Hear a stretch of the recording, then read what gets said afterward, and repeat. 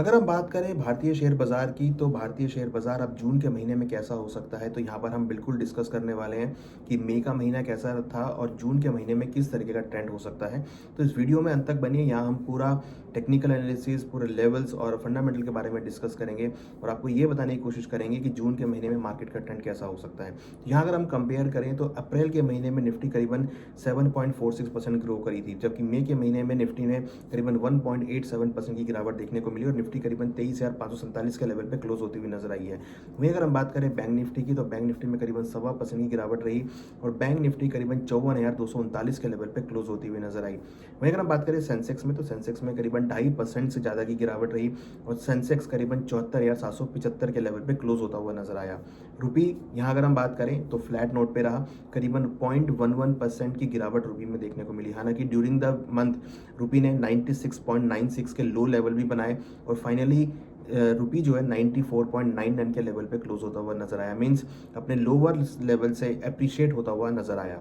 वहीं अगर हम बात करें मिड कैप की, तो मिड कैप के अंदर एक अच्छी शानदार बढ़त देखने को मिली। मिड कैप इंडेक्स करीबन 4.69% की तेजी के साथ ट्रेड होता हुआ नजर आया।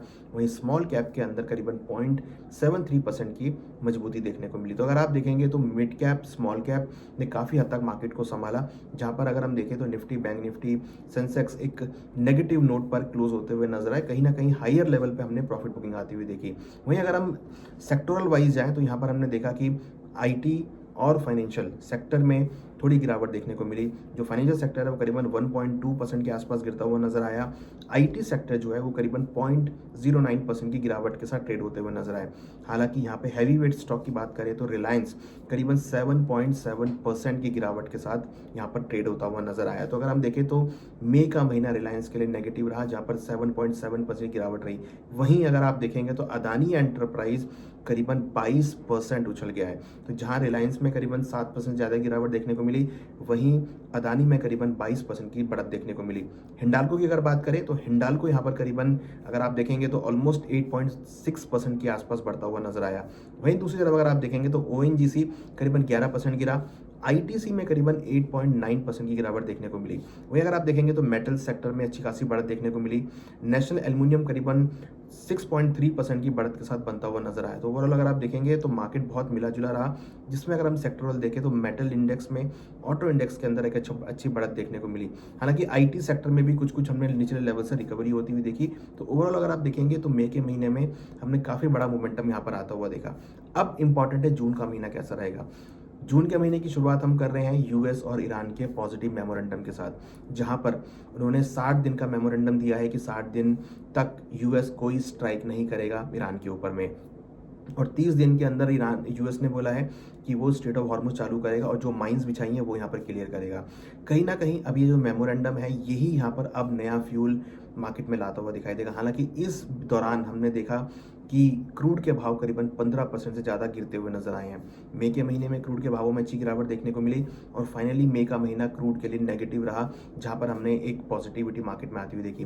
क्रूड के भाव आगे गिर सकते हैं ये भी लग रहा है, और स्ट्रेट ऑफ हॉर्मुज अगर ओपन होता है तो ये भी एक पॉजिटिव होगा मार्केट के लिए। यूएस ईरान के बीच जो मेमोरेंडम साइन हुआ है ये भी मार्केट के लिए पॉजिटिव होगा। तो हम जून के महीने में बेसिकली एक पॉजिटिव एटीट्यूड के साथ जाते हुए दिख रहे हैं, क्योंकि यहाँ पर ट्रम्प साहब ने जो अनाउंस किया है वो यहाँ पर पॉजिटिव है। हालांकि उन पर विश्वास कर पाना एक बहुत बड़ा क्वेश्चन है, कहीं ऐसा ना हो कि मेमोरेंडम साइन होने के बाद वो दोबारा अटैक कर दें। तो इस चीज को यहाँ पे खास तौर पर नजर रखनी पड़ेगी। यहाँ अगर हम लेवल्स की बात करें, पहले हम वीकली लेवल की बात करते हैं, तो निफ्टी में अगर हम देखें तो यहाँ पे 23,200 काफी स्ट्रॉन्ग सपोर्ट होगा वीकली परस्पेक्टिव से। हायर साइड में 23,800 एक रेजिस्टेंस लेवल होगा। अगर हम मंथली की बात करें तो मंथली में 22,800 एक स्ट्रॉन्ग सपोर्ट होगा, और ऊपर में अगर हम निफ्टी के मंथली लेवल की बात करें तो 24,200 एक रेजिस्टेंस लेवल होगा। तो लगता है कि मार्केट इस रेंज के बीच ट्रेड हो सकता है। और वहीं अगर हम सेंसेक्स की बात करें तो सेंसेक्स में इंपॉर्टेंट सपोर्ट अगर हम बात करें तो 73,000 वीकली परस्पेक्टिव से होगा। हायर साइड में 76,000 होगा रेजिस्टेंस लेवल। मंथली परस्पेक्टिव से 71,000 एक स्ट्रॉन्ग सपोर्ट होगा, और हायर साइड में करीबन 78,000 एक रेजिस्टेंस लेवल होगा। तो ये मंथली और वीकली सपोर्ट रेजिस्टेंस लेवल है जो यहाँ पर वॉच करने बहुत जरूरी है। बैंक निफ्टी की अगर बात करें तो बैंक निफ्टी के लिए 53,000 वीकली पर्सपेक्टिव से स्ट्रॉन्ग सपोर्ट होगा और ऊपर में 56,000 एक स्ट्रॉन्ग रेजिस्टेंस होगा। वहीं अगर हम मंथली पर्सपेक्टिव से बात करें तो 51,000 एक स्ट्रॉन्ग सपोर्ट होगा और ऊपर में करीबन 58,000 स्ट्रॉन्ग रेजिस्टेंस होगा। तो ये वीकली और monthly strong support resistance level है। हमारा मानना है कि वीकली पर्सपेक्टिव से थोड़ी बहुत आपको हायर लेवल पे प्रॉफिट बुकिंग देखने को मिलेगी, मगर लोअर लेवल पर भी खरीदारी देखने को मिलेगी, क्योंकि ये जो पॉजिटिव एटीट्यूड है वो यहाँ पर सबसे ज़्यादा काम रोल प्ले करेगा। मगर जून के महीने में सबसे इंपॉर्टेंट है फेडरल रिजर्व की मीटिंग का आउटकम आना, और उसके चलते आरबीआई की मीटिंग का आउटकम आना। तो जितने भी सेंट्रल बैंक हैं सबकी आपको मीटिंग्स होती हुई नजर आएंगी और इस मीटिंग में वो इंटरेस्ट रेट के ऊपर डिसीजन देंगे। अगर इंटरेस्ट रेट बढ़ते हैं तो हो सकता है कि फिर आपको तेजी में ब्रेक लगती हुई नजर आएगी।